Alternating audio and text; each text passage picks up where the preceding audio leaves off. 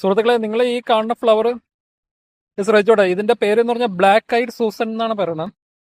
അപ്പൊ ഇത് ഒരുതരം ഓർണമെന്റൽ പ്ലാന്റ് ആണ്.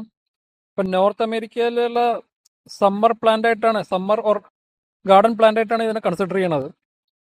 അപ്പോ ഇത് ഇവിടെ ഗാർഡൻ ഓർണമെന്റൽ പ്ലാന്റ് ആയിട്ടാണ് ഉപയോഗിക്കുന്നത്.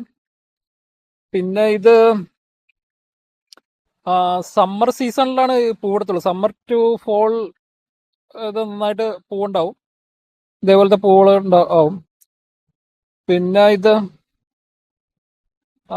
അതിന് സൺഷൈൻ നന്നായിട്ട് വേണം. 6 മണിക്കൂർ സൺഷൈൻ വേണമെന്നാണ് പറയുന്നത്, സൂര്യപ്രകാശം വേണമെന്നാണ് പറയണത്. പിന്നെ ഒരു നല്ല പോളിനേറ്റർ ആണ്. അപ്പൊ ഗാർഡൻ പോയിന്റ് ഓഫ് വ്യൂവിൽ അങ്ങനെ പോളിനേറ്റർ എന്ന പെർസ്പെക്റ്റീവിൽ അതിന് യൂസ് ഉണ്ട്. പിന്നെ ഇത് കൾച്ചറലി പറയുകയാണെങ്കിൽ ഇത് US മേരിലാൻഡ് എന്ന് പറഞ്ഞ സ്റ്റേറ്റ് ഫ്ലവർ ആയിട്ടാണ് ഇതിനെയാണ് കൺസിഡർ ചെയ്യണം, ബ്ലാക്ക് ഐഡ് സൂസൻ. ഇതിന്റെ സയന്റിഫിക് നെയിം ഞാൻ മറന്നുപോയി, അത് ഞാൻ ഡിസ്ക്രിപ്ഷനിൽ ഇട്ടേക്കാം. പിന്നെ ഇത് പറയാനുള്ളത് പറഞ്ഞാൽ മറ്റേ നോർത്ത് ഈസ്റ്റ് അമേരിക്കയിൽ കാനഡ ബോർഡറിൽ ഒരു ഒജിബ്വെ എന്ന് പറഞ്ഞൊരു പീപ്പിൾ ഉണ്ട്, എത്നിക് കമ്മ്യൂണിറ്റി. അവർ ഇത് അതിന്റെ മെഡിസിനലായിട്ടും യൂസ് ചെയ്യുന്നുണ്ട്. ഇപ്പൊ അവിടെ പാമ്പ് കടിക്കുന്നത് ഇതിന്റെ പോളിറ്റിക്സ് ഉപയോഗിക്കുന്നുണ്ടെന്ന് പറയുന്നുണ്ട്. പിന്നെ ഇത് ഇമ്മ്യൂണിറ്റി ബൂസ്റ്ററായിട്ടും ഉപയോഗിക്കുന്നുണ്ടെന്ന് പറയുന്നുണ്ട്. എന്റെ യൂസും കാര്യങ്ങളൊന്നും എനിക്കറിയില്ല. അപ്പൊ അങ്ങനെ ഒരു റെഫറൻസ് ഞാൻ എവിടെ വായിച്ചു, അതുകൊണ്ട് പറഞ്ഞു എന്നുള്ളൂ. അപ്പോൾ ഇത് നല്ല ബ്യൂട്ടിഫുൾ ആണ്. നമ്മുടെ നാട്ടിലും ഇത് പിടിപ്പിക്കേണ്ടതാണ്.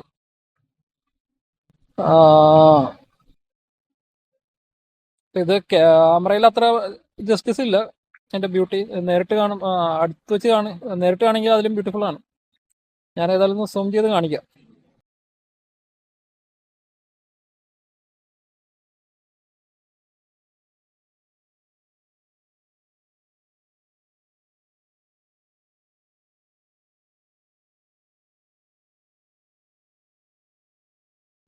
ഒരു ചെറിയൊരു ചോട്ടാ സൺഫ്ലവറിന്റെ പോലെ ഉണ്ട്, ചെറുതായിട്ട്.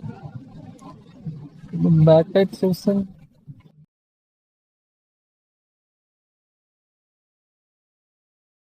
ഇത് അടുത്ത് വെച്ച് കാണിക്കുമ്പോൾ അത് ഇതേപോലെ ഇരിക്കും.